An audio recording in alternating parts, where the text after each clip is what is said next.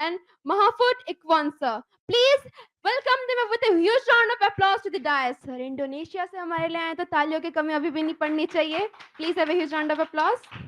Over to you, sir. So it seems I've been trusted with the task of moderation. It's supposed to be an English panel, I believe. Do you आप लोग हिंदी समझते हैं थोड़ा? तो you will have difficulty understand Hindi, I believe. Fine, we'll keep it to English.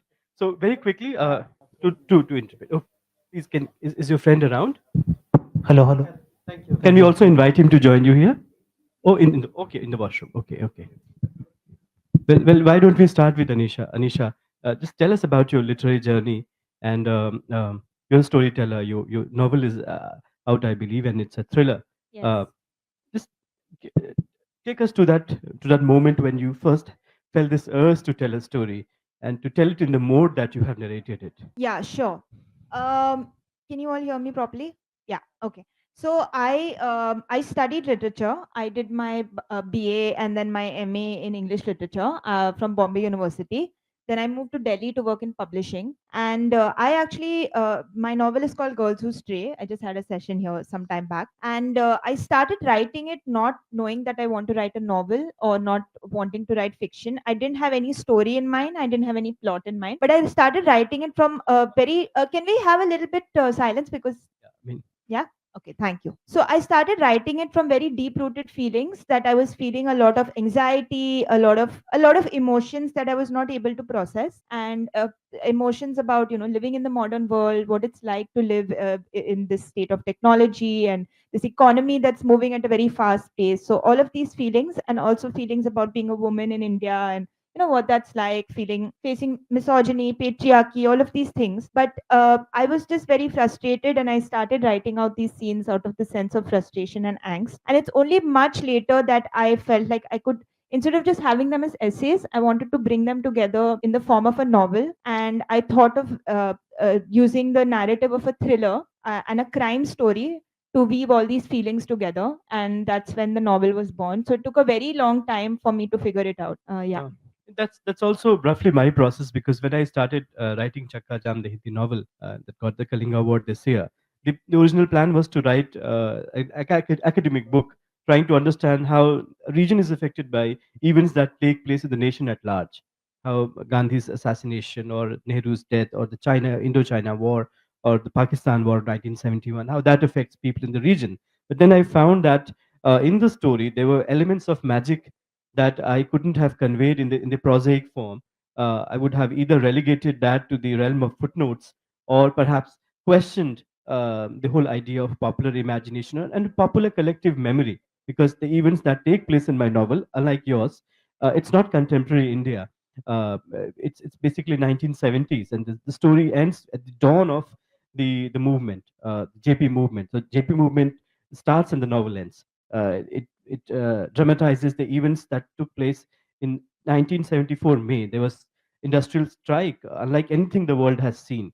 For 20 days, there was no railway, no movement, and the entire country had come to a grinding halt. So I wanted to explore that moment in all its vividness, but also with all its magic, because for a thing to happen at that scale, in that era, and to have triggered, a lot of people say that it was in fact the railway strike of 74 which eventually gave the final push, the final nudge for the JP movement to take off, and then the emergency. And had it not been for the scale of interruption caused by the railway strike, perhaps Indira may not never have declared the emergency.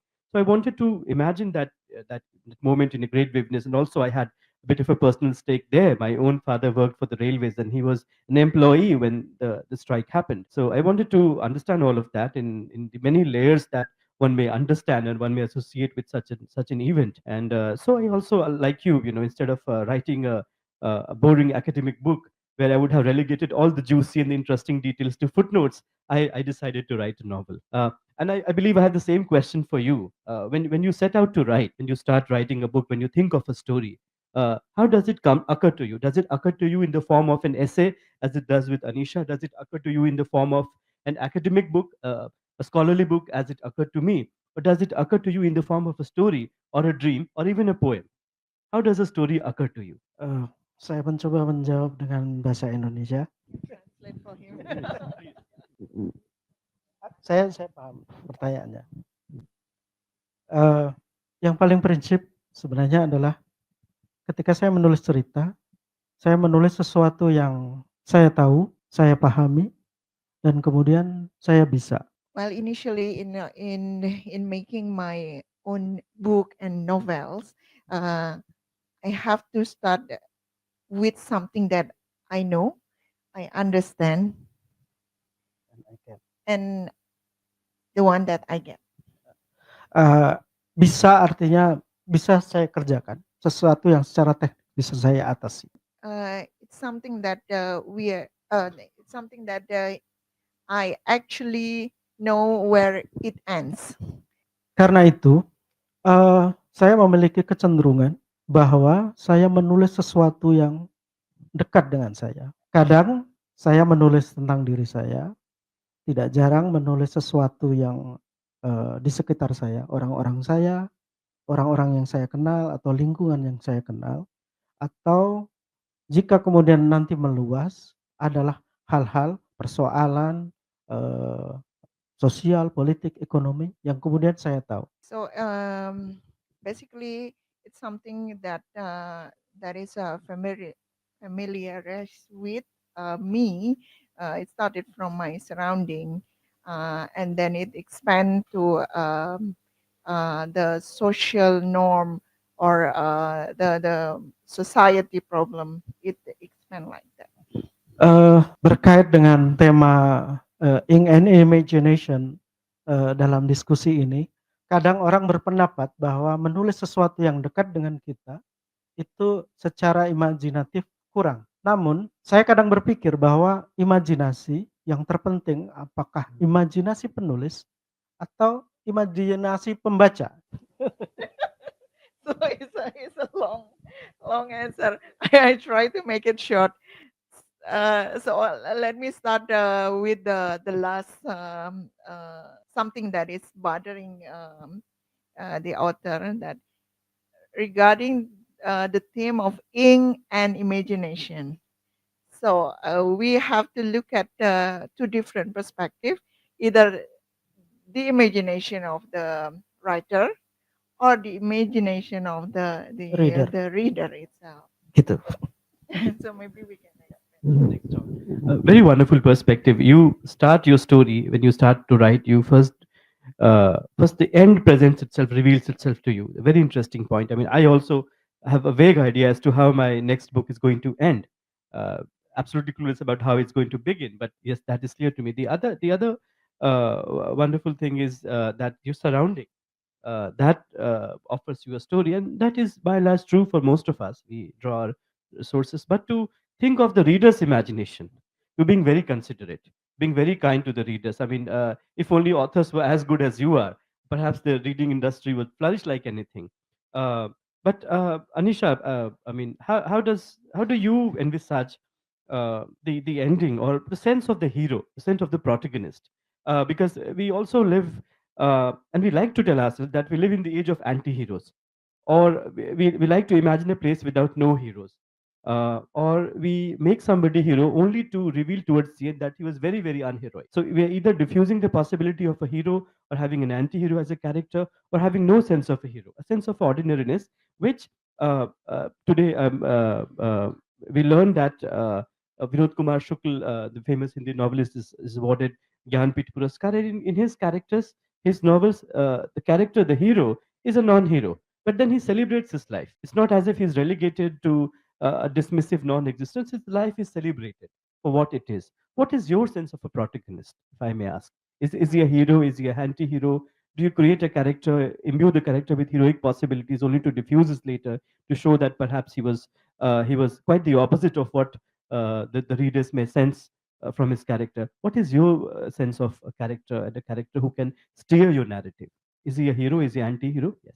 So I think my character, she's definitely an anti-hero, an anti-heroine. And I really I was very interested in that, right? Because I think historically women in literature have always had to be good girls. You know, you always have, and the onus of a woman in depiction in film or literature, it's always like the woman has to be righteous. You know, the woman has to be the upholder of values, and men are allowed to make mistakes and, you know, mess up their lives, but women are not allowed that.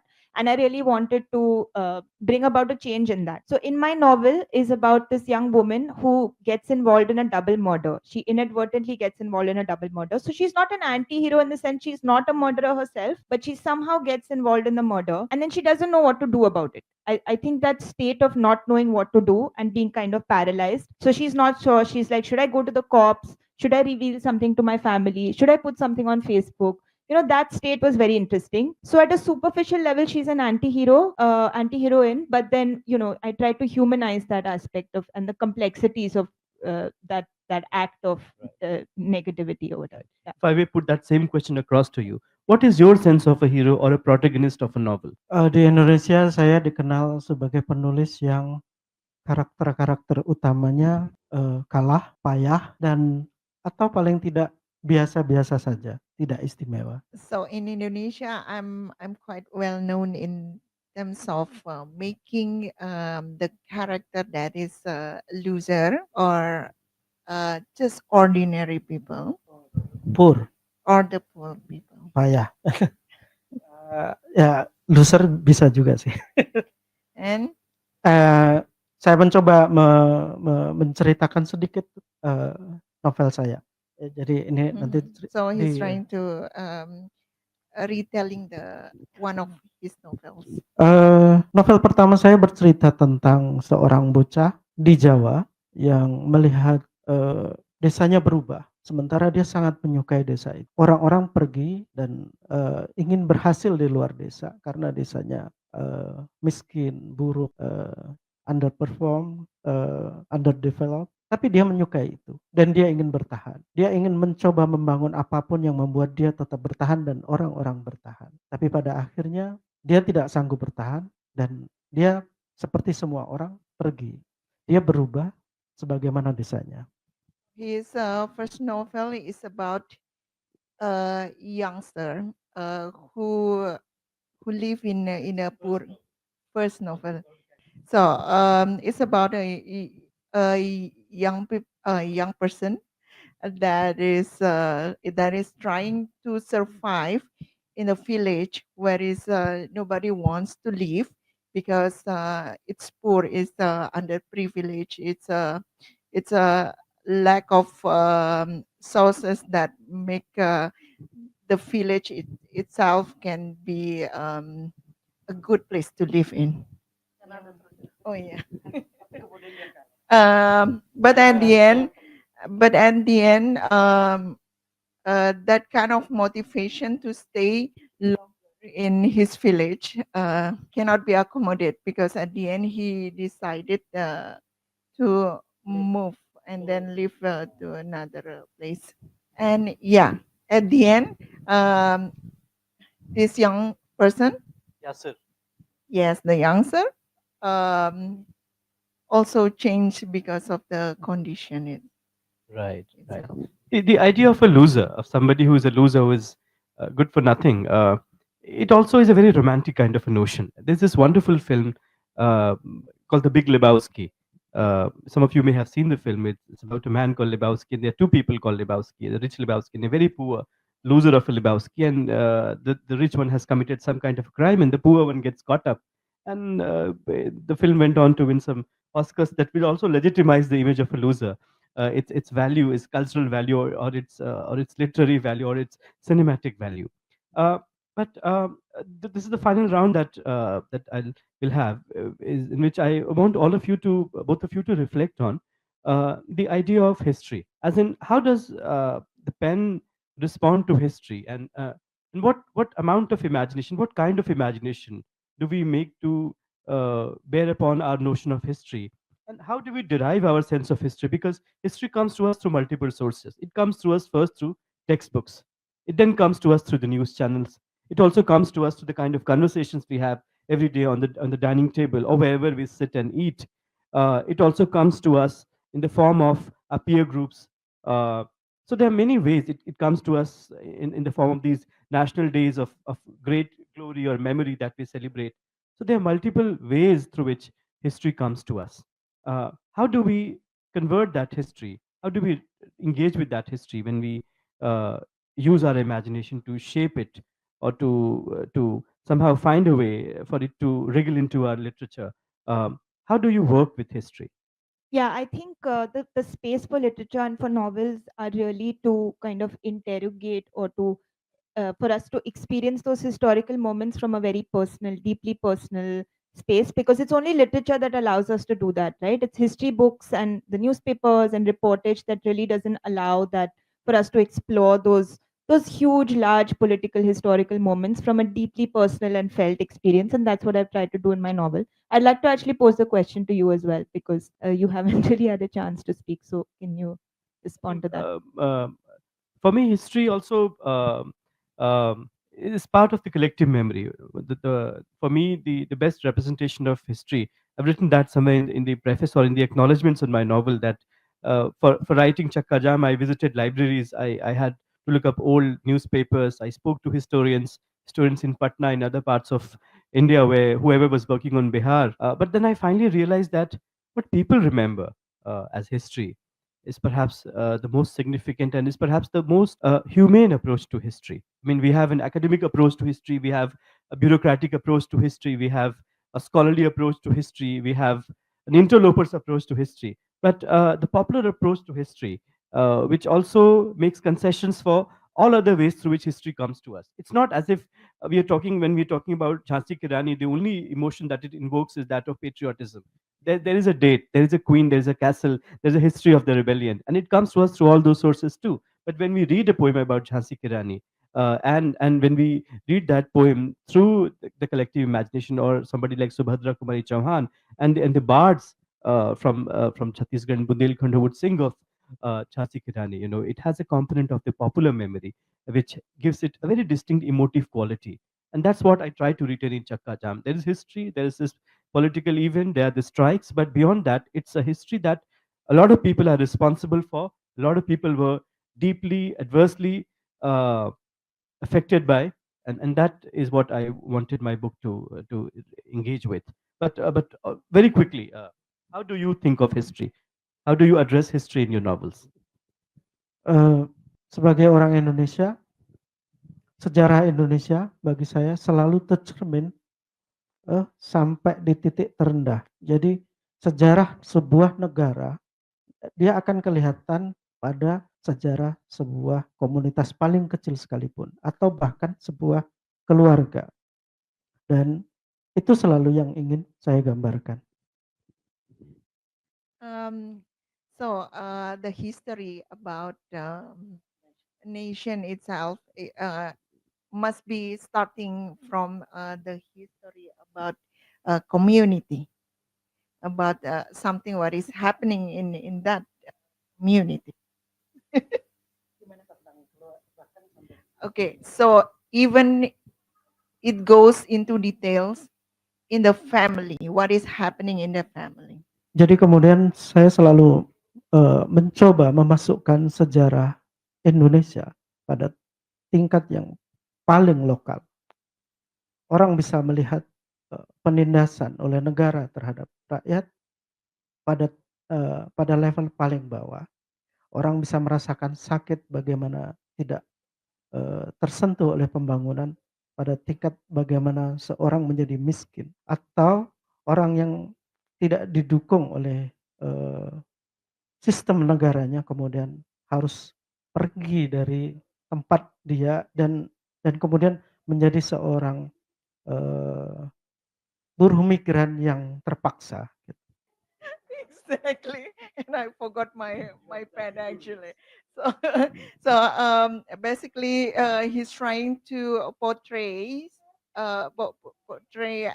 anything what is happening in the national level from the perspective of communities or the family, whatever on the sub level, so that for example, like the discrimination happening, uh, the the decision in the highest level, and how it influences even to the small families.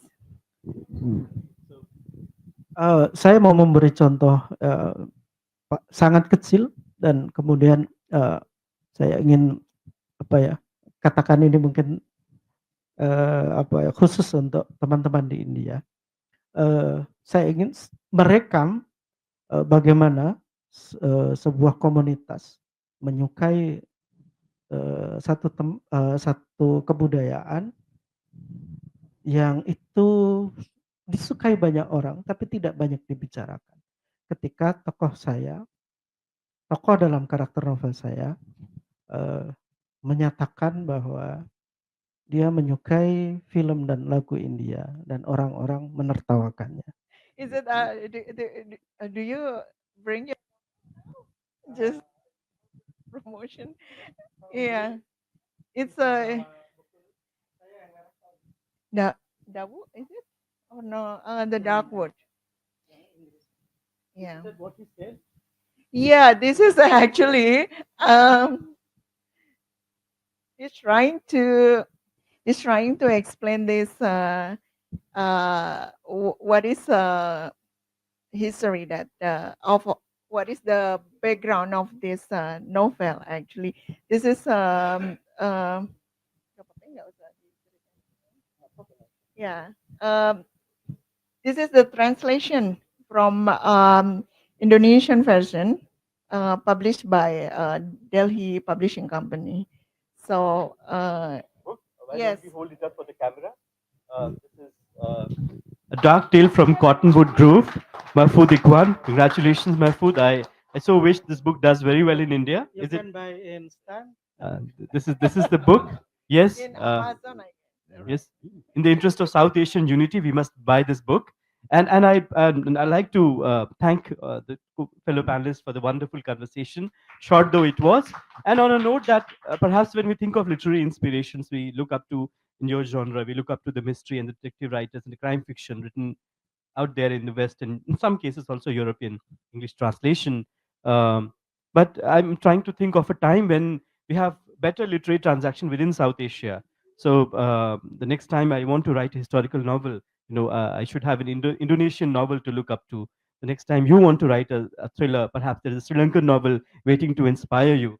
So I hope and I want to end on such a note that we have better transaction, literary transaction within South Asia, and that we emerge coherently as a formidable literary unit as the Americas and the Europes have now emerged. Thank you, everyone. Thank you very much, sir. It was great listening to you, and it's such a pleasure that Mohammad Iqbal sir, you make your time for us and make your presence possible for Kalinga Literary Festival. We are very much grateful to you, sir. Thank you very much. Now I'd like to invite Satya and Anirudh sir to felicitate all these panel members. Please, sir, make a huge round of applause for all these big dignitaries. Make a huge round of applause for all of them, because sir has come from Indonesia. Thank you so much to every panel members. The whole KLF, you are invited to this panel for a group photo session. It was really an amazing session.